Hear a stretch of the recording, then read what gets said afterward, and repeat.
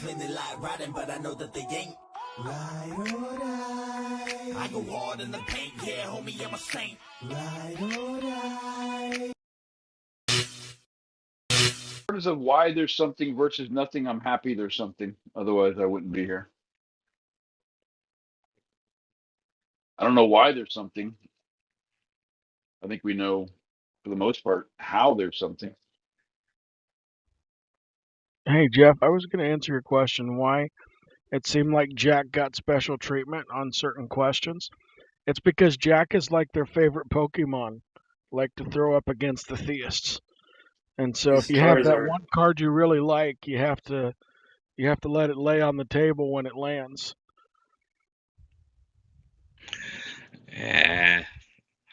I was just kind of poking fun at Haiti a little bit. I'm really not too put off by it. Interesting fact, if you give Jack a little bit of energy, he evolves into Destroyer. Detroiter. Yep. That seems like a de-evolution.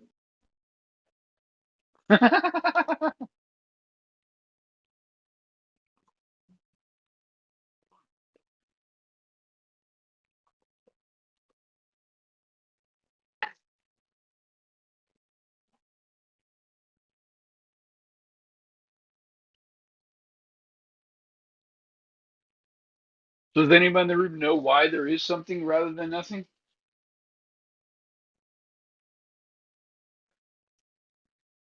If there was nothing, no one would be here to ask the question.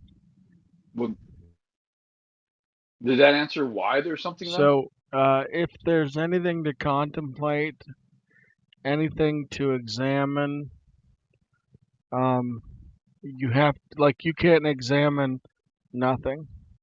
So there has to logically be something.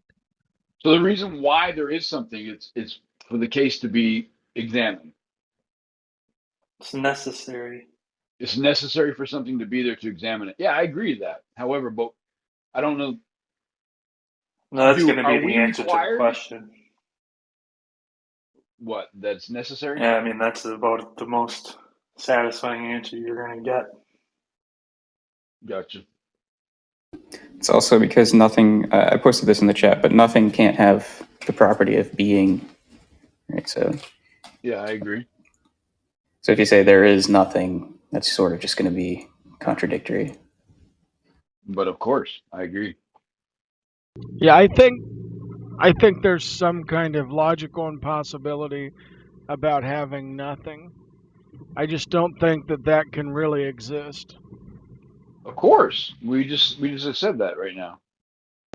No, I was just further elaborating on my response too. I think we're all in All right. agreement.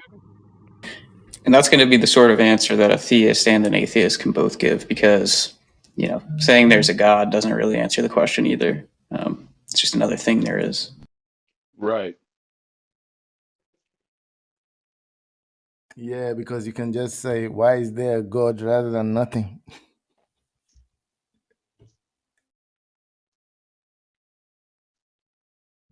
A much more interesting question is why us and not something else? When you say us, you're referring to the us as the great apes. Us as humans. I don't necessarily consider us great apes. Okay, that's fine. We are though, regardless. There's a huge chromosome difference that separates us from them.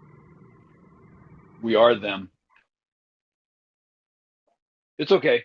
Um, it's irrelevant though. How would you answer why us though?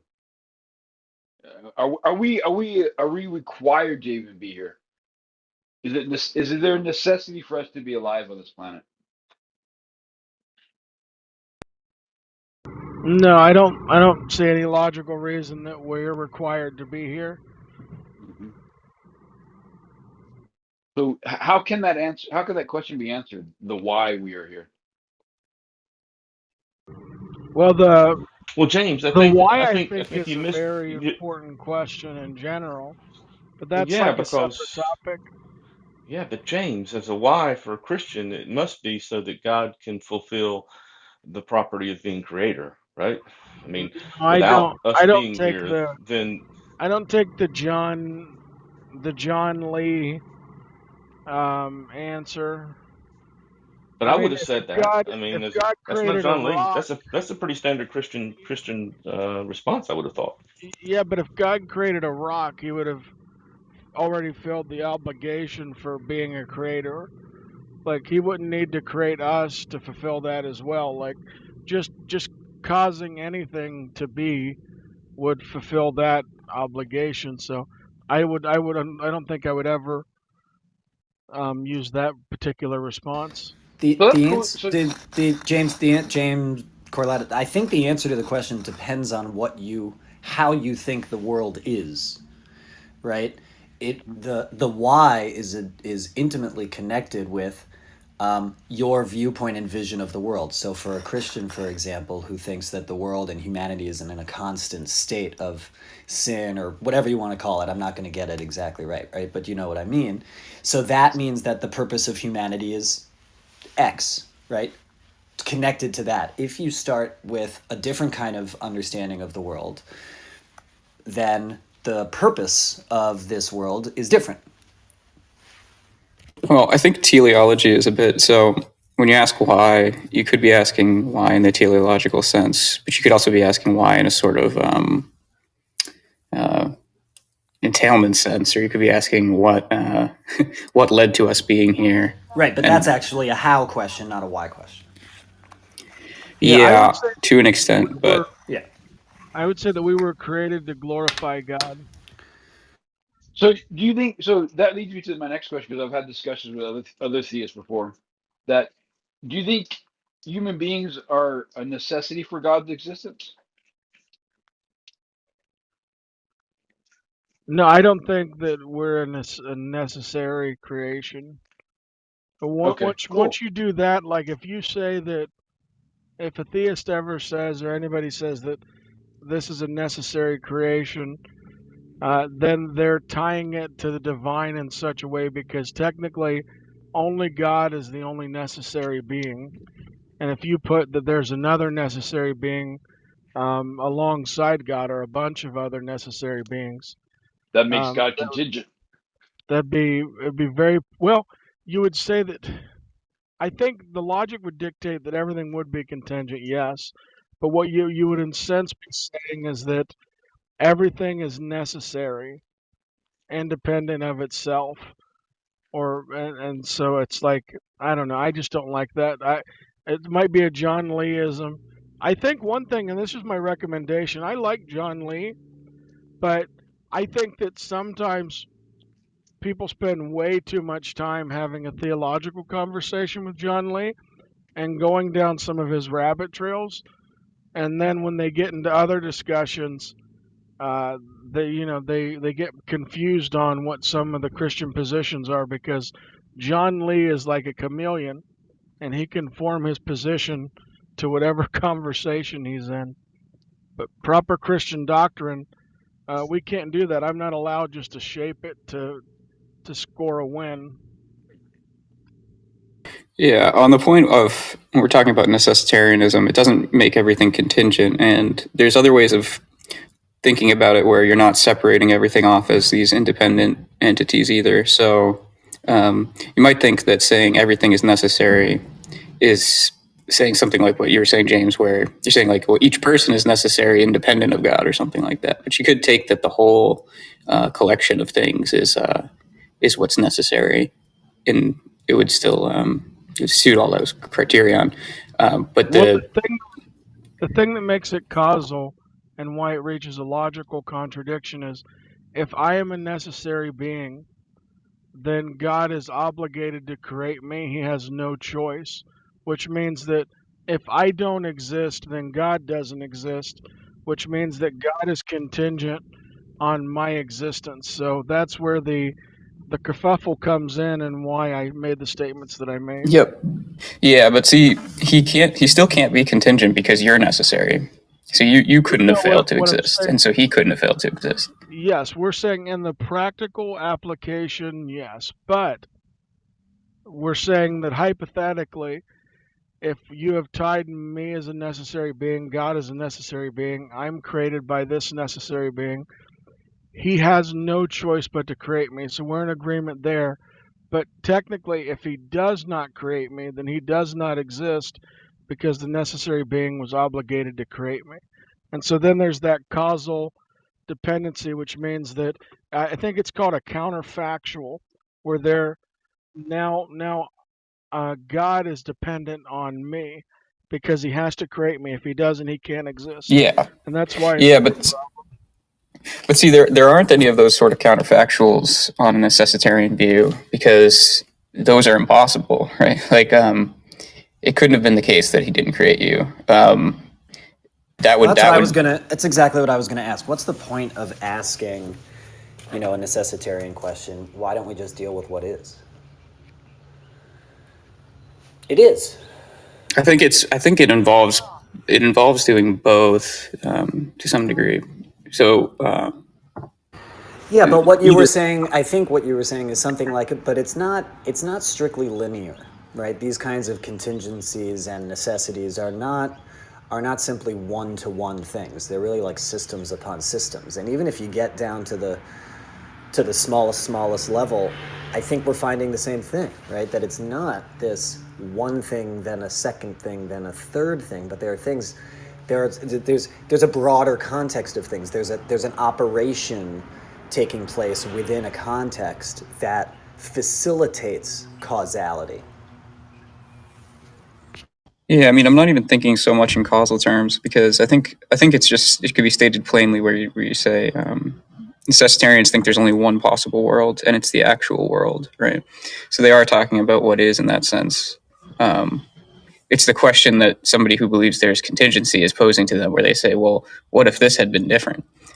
And that's like a counterfactual, right? So, uh, well the thing with like the logically possible worlds, it's to flush out concepts like the one that we just yeah, exposed, which would be fallacious. but And so that way, this isn't logical possibility we're talking about. okay, and so I do agree with you and Rav in the sense that I would much rather talk about what's metaphysically possible and logically possible versus what's just logically possible. Right. Because you can have a logical possible situation, but that doesn't mean that its probability of actually actualizing is greater than zero. Yeah, that's right. So if there's only one metaphysically possible world, somebody who thinks that isn't going to say that other worlds aren't logically possible. They could still admit that they're logically possible. Um, but Correct. yeah, if it's bound to the facts of the way the world actually is, then you may end up finding that there's no such thing as contingency. Yeah, Well, we have to quit isn't agreeing that what so much. entanglement is about? Isn't that what quantum entanglement is about? Yeah, depending In on which some view ways. you take. On my view, it's yeah, like the measurement problem is solved using something like entanglement or decoherence, and there's only one world, but it has all these branching structures in it that are disconnected from each other causally. Let's say, um, so that's Right, like and many then at different worlds. micro and macro levels, even though they're the same world, we find that they operate in different ways and different, right? So that we would say, we might say, oh, well, either one theory is right or the other theory is right. But it sounds like what is happening is they're just dividing, and they say after this point or before, whatever you want to say, at this level, it just works differently, and we can describe that too. And that also is part of the world. It's not a separate thing. Ah, okay, I see what you're saying. Yeah, like higher, like the levels of different scientific theories, where like one theory sort of supervenes on a lower level theory or Yeah, something I like mean, that. like Yeah, relativity would say something like, right? If you're talking about, I saw this video, and maybe I don't understand it. Somebody help me. I'm learning this stuff. So, two particles, right? If you were to say that the whole thing is about information transfer, and then right, such that one thing sends out a message and another thing receives a message, well, that has to happen in time, which is right speed, rate over time. So we would say the fastest speed is like the speed of light. But if you say that, but what happens there in the entanglement theory is it's actually instantaneous, right? Which is to say, there's a real existence happening, quote unquote, before time, right, or outside of time. There's nothing transferred. It's even hard to explain. It's hard to like get words for what that actually means, but it's instantaneous.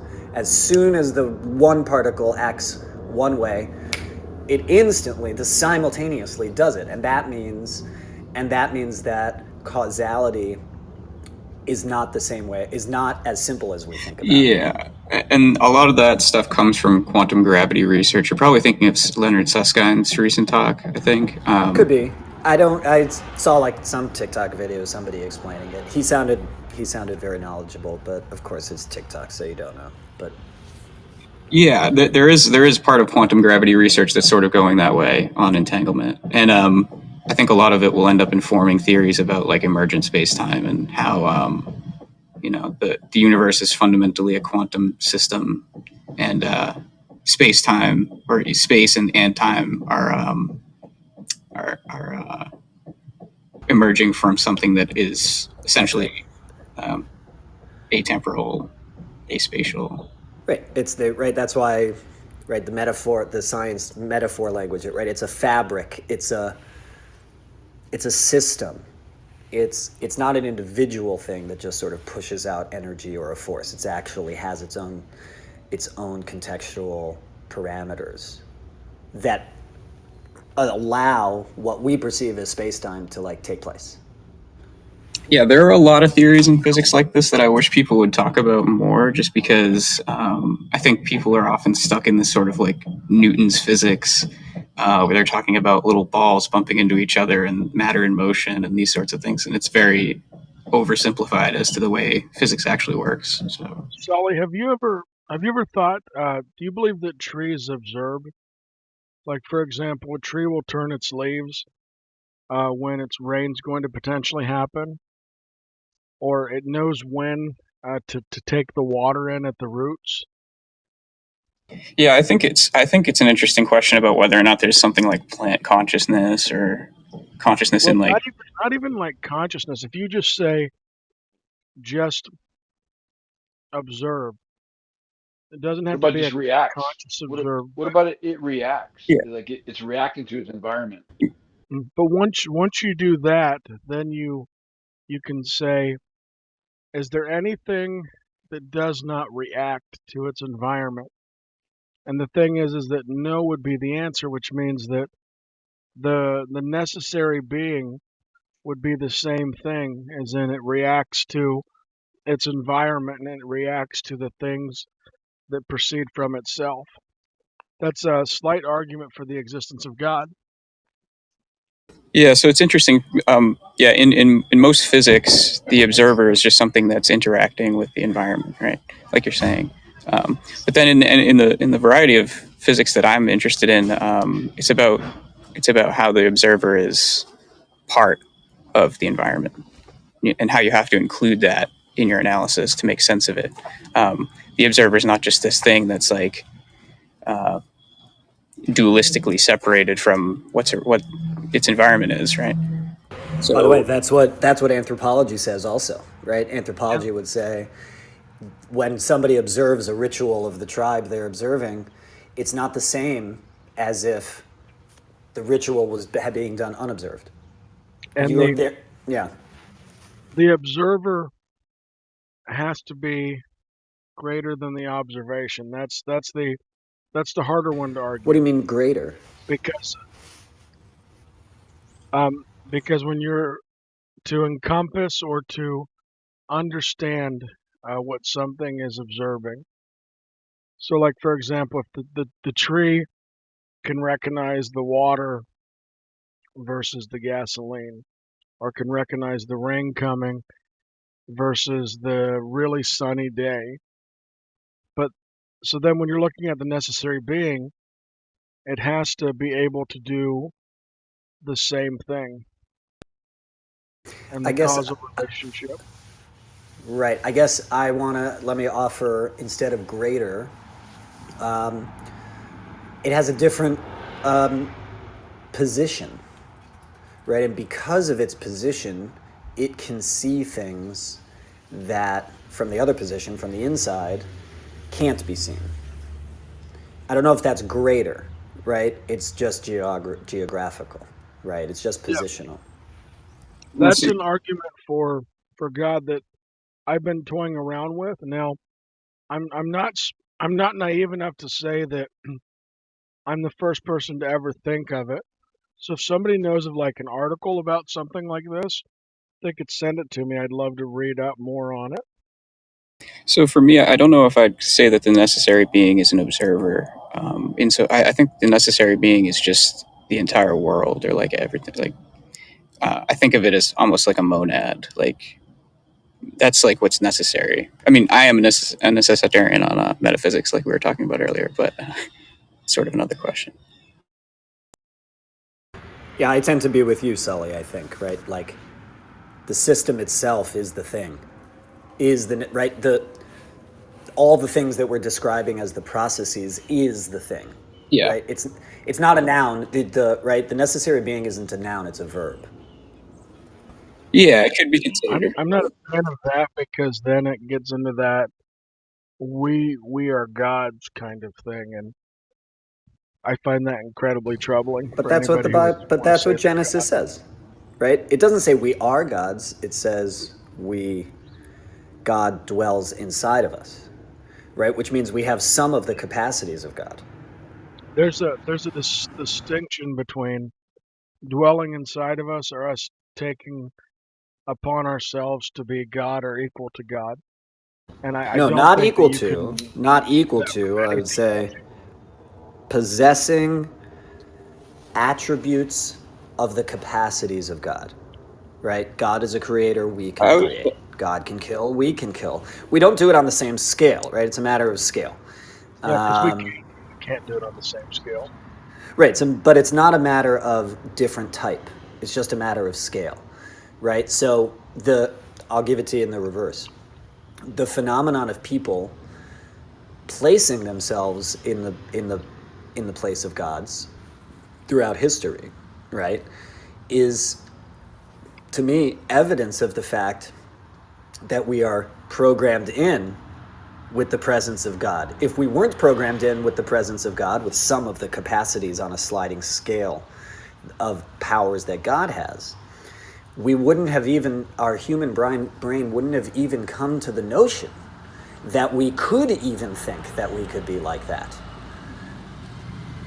It's only because we have some little pieces of it that we could even dare to say that.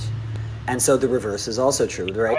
And then you build a theology around and a moral ethic that says use those powers for good, right? Use the God I powers don't for think I can bite creativity and yeah, I don't think I can bite the bullet or even say we have God powers. Because technically, if we don't have, if we only have an image, like we can't love the way God loves, it means that we have a different kind of love. If we can't hate the way God hates, then we have a different kind of hate. So you can't say that we have God's hate or God's love. You can say we have a representation of it or an image of that, but you couldn't say that we have those attributes to ourselves. so there's a passage in the Talmud that asks, there's a verse in the Bible that you should lalechet bechol derachav. You should walk in God's path, in God's ways. So the Talmud asks, how do you do that? God is totally different from us. How do we walk in God's ways? It's actually two parallel passages of this. So one says, just as God visited the sick, you visited the sick. Just as God clothed the naked, you clothed the naked. These kinds of things. And they bring proof texts for where God does that. A lot of people read that particular passage as saying, okay, so it's imitatio Dei, right? Right? To be able to imitate what God does, which isn't doing the same thing as God does. So there is a category difference, right? But it's very, very similar, right? And what this is saying, I think, is that because we can imitate God, that means we have teeny tiny, right, comparative powers, but similar ones. You If we can, can, right, if we are permitted, if you want, or if we are instructed to imitate God, that means we have to be imbued with at least some of the things that God does.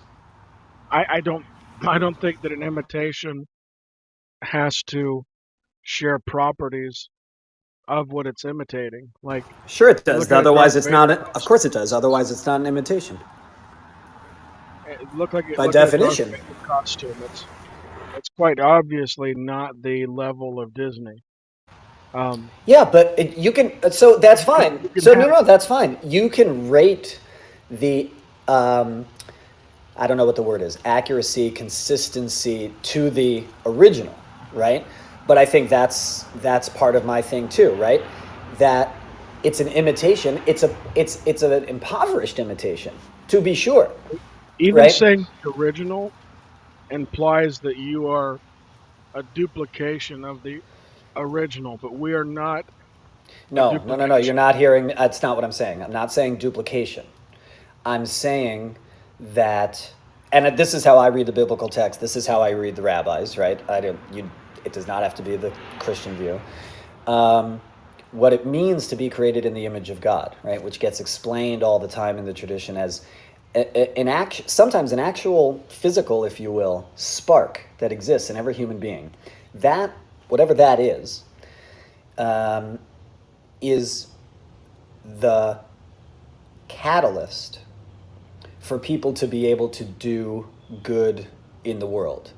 And what tools does that give us? What abilities does that give us? It gives us the abilities to love and create and be kind and also destroy and hate, right? Because to be imbued with the Spirit of God, right, means to have all of the varying capacities of God.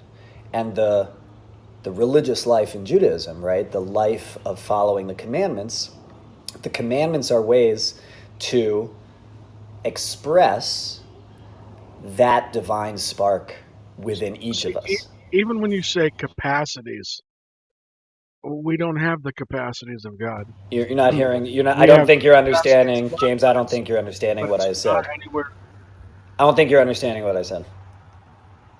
You're trying to maintain you being a god while not calling No, yourself a demigod, and I'm saying no, that's not what I'm that's not saying. that's That's not not. So biblical. That's not what I'm maybe saying, James. maybe I However, can help here. can somebody steel Um, man what I'm saying, James? You got it. You're not seeing. You're not hearing me well.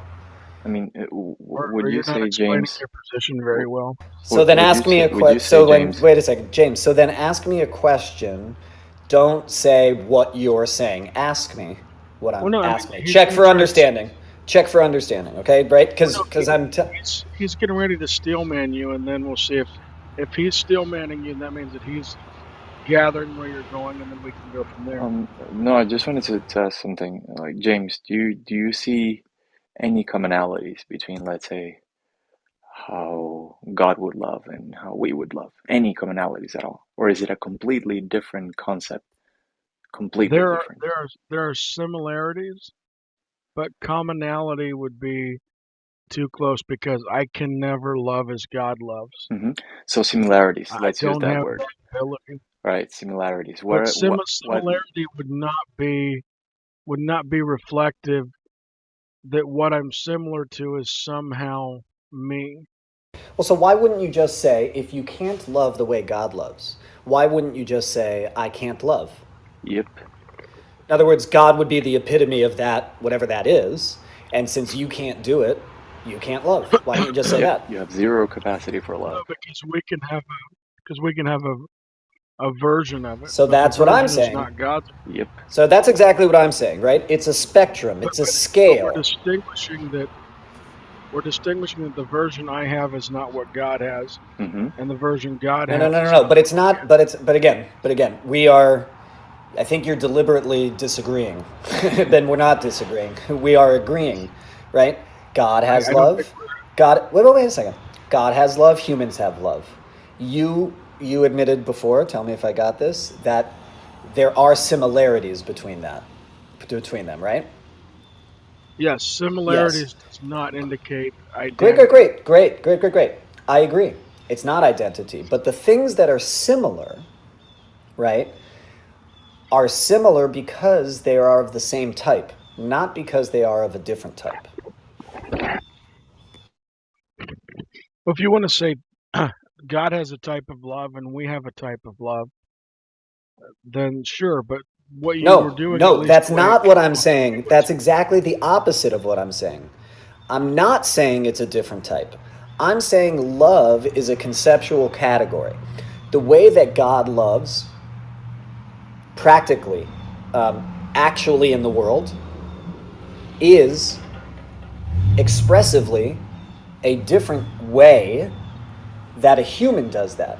But the conceptual category is the same. It's just God is more powerful than humans. God has those attributes maximally so, right? That's the major difference. But all the other things, right? That's what allows us. In other words, the fact that we can even build sentences, and you're saying it's not as, right? This kind of simile, this kind of metaphor means you're actually putting them on the same playing field. If you didn't put them on the same playing field, I don't think you'd be able to say God has a love and we have a love, but they're actually different. What you would say is God's love is the only love, and humans can't love. If they're actually categorically different. But I don't think they're categorically different. I think they are manifestly different. so you're not saying that they are not similar. You can have categories that have a distinct difference but are not similar, or sorry, but are similar.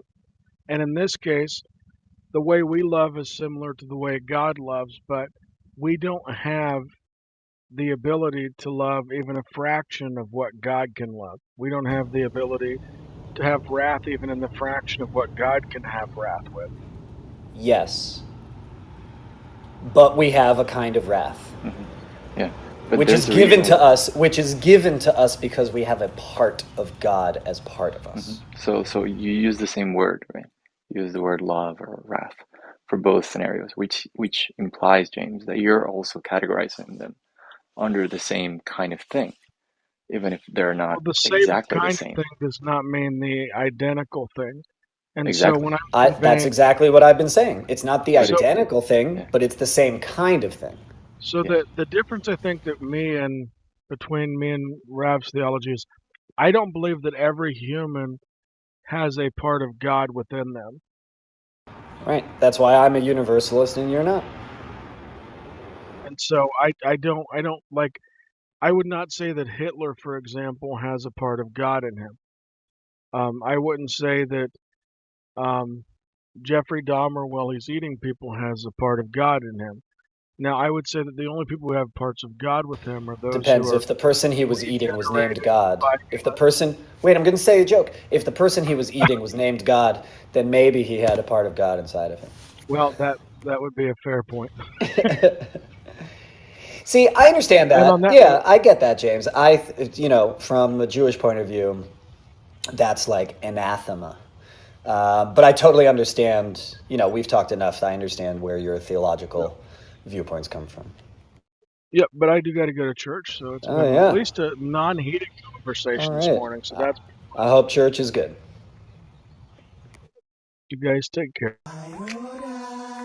I go hard in the paint, yeah, homie, I'm a saint. Ride or die.